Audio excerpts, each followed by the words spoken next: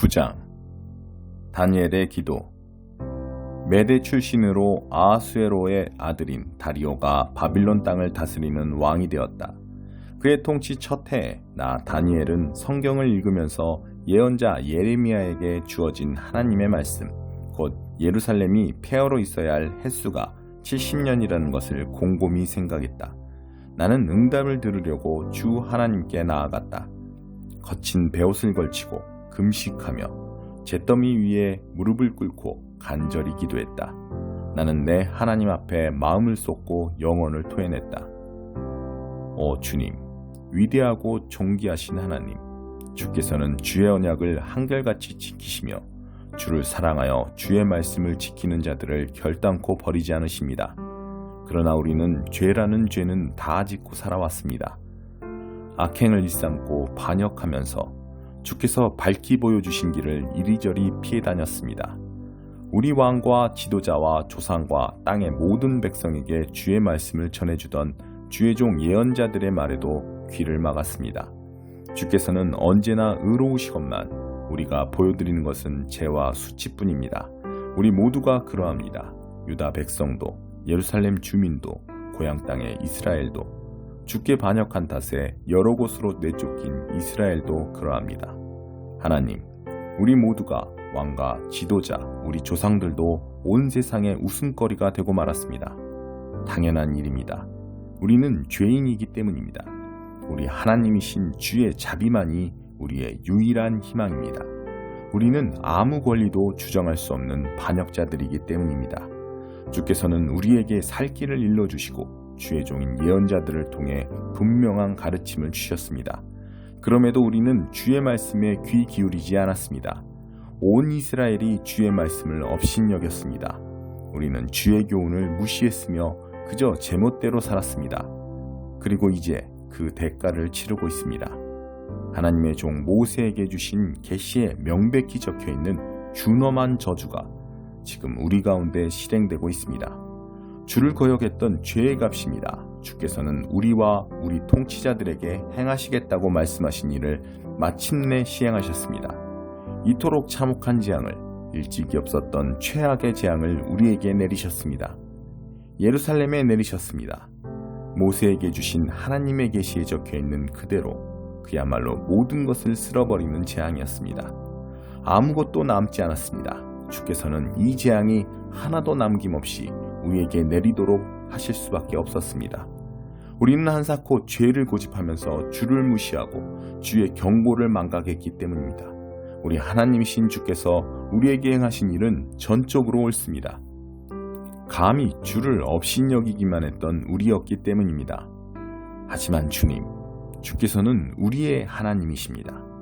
주께서는 큰 능력을 떨쳐 보이시며 주의 명령을 이집트 땅에서 건져내신 분입니다. 이 일은 아직도 무사람들의 입에 오르내리고 있습니다. 우리는 우리가 죄인이고 악하게 살아온 것도 압니다. 그러나 주께서는 언제나 모든 일을 바로잡으시고 사람을 바로 세우시는 일을 행하시는 분이시니 제발 이제도 그렇게 해주십시오. 주의 도성, 주의 거룩한 산, 예루살렘 위에 부어진 진노를 거두어 주십시오. 모든 것이 우리 잘못이며 우리와 우리 조상의 죄 때문이라는 것을 잘 압니다. 지금 우리는 주변 민족들의 웃음거리가 되었습니다. 이웃나라의 멸시를 받고 있습니다. 그러니 하나님, 주의 종이 전심으로 드리는 이 기도를 들어주십시오. 폐허가 된 주의 성소에 자비를 베풀어 주십시오. 우리를 위해서가 아니라 주님이 어떤 분이신지를 나타내 보이시기 위해서라도 그렇게 해주십시오. 하나님, 우리에게 귀를 기울여 주십시오. 잿더미가 된 도성, 주의 이름으로 불리는 이 도성을 보살펴 주십시오. 우리는 주님의 응답을 받을 자격이 없음을 잘 압니다. 그러므로 주의 자비에 호소합니다. 우리에게 남은 마지막 희망은 이 기도뿐입니다. 주님, 들어주십시오. 주님, 용서하여 주십시오. 주님, 우리를 굽어 살피시고 행하여 주십시오. 주님, 지체하지 마십시오. 주의 이름으로 불리는 주의 도성과 주의 백성의 일은 곧 주님의 일이기도 합니다. 내가 나의 하나님 앞에서 내 죄와 내 백성 이스라엘의 죄를 아뢰고 내 하나님의 거룩한 산을 위해 마음을 쏟아 간절히 기도하고 있는데 기도에 몰두해 있던 저녁 예배 시간 무렵 이전 환상에서 봤던 사람 모습의 가브리엘이 새처럼 날아와 내게 다가왔다. 그가 내 앞에 서서 말했다. 다니엘아, 너에게 깨달음을 주려고 내가 왔다. 내가 기도를 시작하자마자 응답이 내렸고 나는 그 응답을 내게 전해주려고 왔다. 내가 참으로 큰 사랑을 받고 있구나. 그러니 이 응답을 잘 들어라. 계시의 분명한 뜻에 귀를 기울여라. 내 백성과 내 거룩한 도성의 반역을 제압하고 죄를 멈추게 하고 범죄를 쓸어내고 모든 일을 영원히 바로잡으며 예언자가 본 것을 확증하고 지성소에 기름을 붓는데 이른 이래의 기간이 정해졌다. 너는 다음의 사실을 반드시 깨닫고 알아야 한다. 예루살렘을 재건하라는 말씀이 내리는 때부터 기름 부음 받은 지도자가 오기까지 7일에가 지날 것이다. 재건 기간은 길을 닦고 못을 두르는 일까지 포함해서 62일에가 걸릴 것인데 힘겨운 시간이 될 것이다. 62일의 후에 기름 부음 받은 지도자가 살해될 것이다. 그의 최후다. 새로 오는 지도자의 군대가 도성과 성소를 폐허로 만들 것이다. 홍수에 휘말리듯 도성이 종말을 맞을 것이다. 마지막까지 전쟁이 휘몰아쳐서 그 땅이 전부 황폐하게 될 것이다. 그런 다음 한 이래 동안 그는 많은 자들과 강력한 동맹을 맺을 것인데 그 일의 반이 지날 즈음 그가 예배와 기도를 그 땅에서 주방할 것이다.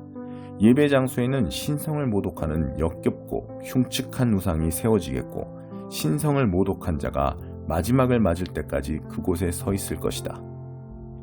10장 티그리스 강가에서 본 환상. 페르시아의 고레스 왕 3년에 바빌론 이름으로 벨드사살이라고 하는 다니엘이 한 메시지를 깨달았다. 그것은 큰 전쟁에 대한 진상을 알려주는 메시지였다. 그는 계시를 받아 그 메시지의 뜻을 깨달았다. 그때 나 다니엘은 예루살렘을 위해 3주간 애곡하는 시간을 갖고 있었다. 나는 간단한 음식만 먹었고 조미료나 고기나 포도주는 입에 대지 않았다. 3주가 지나기 전에는 목욕도 하지 않고 면도도 하지 않았다. 첫째 달 24일에 나는 큰 강 티그리스 강둑에 서 있었는데 거기서 위를 올려다보고 깜짝 놀랐다. 허리에 순금 허리띠를 메고 모시옷을 입은 어떤 이가 거기에 있었다. 그의 몸은 보석 조각처럼 단단하고 반짝였으며 얼굴은 빛났고 눈은 횃불처럼 이글거렸다. 팔과 발은 청동처럼 광채가 났고 깊이 울리는 음성은 거대한 합창소리 같았다. 그 광경을 나 다니엘 혼자서만 보았다. 같이 있던 다른 사람들은 그 광경을 보지 못했는데도 두려움에 사로잡혀 모두 도망쳐 숨었다. 사람들이 모두 떠나 홀로 남겨진 나는 무릎이 후들후들 떨리고 얼굴에 핏기도 가셨다. 그때 그의 음성이 들려왔다. 그가 말하는 소리에 나는 정신을 잃은 채 얼굴을 땅바닥에 대고 쓰러졌다. 그러자 어떤 손이 나를 어루만지더니 내 손과 무릎이 땅에 닿도록 일으켰다. 그가 말했다. 뛰어난 자 다니엘아, 귀 기울여 나의 메시지를 들어라. 일어서라, 곧게 서라. 네게 이 소식을 전해주려고 내가 보냄을 받았다. 그의 말을 듣고 내가 일어섰으나 여전히 떨고 있었다. 다니엘아, 진정하여라. 그가 계속해서 말했다. 두려워하지 마라. 내가 이 일을 깨달으려고 내 자신을 낮춘 순간부터 하나님은 내 기도를 들으셨다. 그리고 내가 너에게 왔다. 페르시아 왕국의 천사장이 내 길을 가로막아 시간이 3주나 지체되었지만 가장 높은 천사장 가운데 하나인 미가엘이 나서서 나를 도와주었다. 나는 그를 페르시아 왕국의 왕과 함께 있게 놔두고 떠나왔다. 마침내 내 백성에게 일어날 일을 내게 보이기 위해 이렇게 온 것이다. 이 환상은 장차 있을 일에 대한 것이다. 그가 말을 하는 동안 나는 땅만 보며 아무 말도 하지 못했다. 그때 갑자기 사람 손 같은 것이 내 입술을 어루만졌다. 그러자 내 입이 열리고 그에게 말을 하기 시작했다. 주여, 저는 주를 보고서 두려움에 사로잡혔습니다. 무릎이 후들후들 떨리고 움직일 수조차 없습니다. 사지가 굳고 숨을 쉬기조차 어려운데 미천한 종인 제가 어떻게 감히 주와 이야기할 수 있겠습니까? 그러자 사람 모습의 그가 다시 한번 나를 어루만지며 힘을 북돋아 주었다. 그가 말했다. 친구여, 두려워하지 마라. 평안하여라. 다 잘 될 것이다. 용기를 가져라. 힘을 내라. 그가 말을 할 때에 내 속에서 용기가 솟아올랐다. 내가 말했다. 이제 말씀하십시오. 주께서 제게 용기를 불어넣어 주셨습니다. 그가 말했다. 너는 내가 왜 네게 왔는지 아느냐? 이제 나는 돌아가서 페르시아의 천사장과 싸워야 한다. 내가 그를 물리치면 그리스의 천사장이 올 것이다. 그러나 나는 그 전에 먼저 진리의 책에 기록된 것을 네게 말해주려고 한다.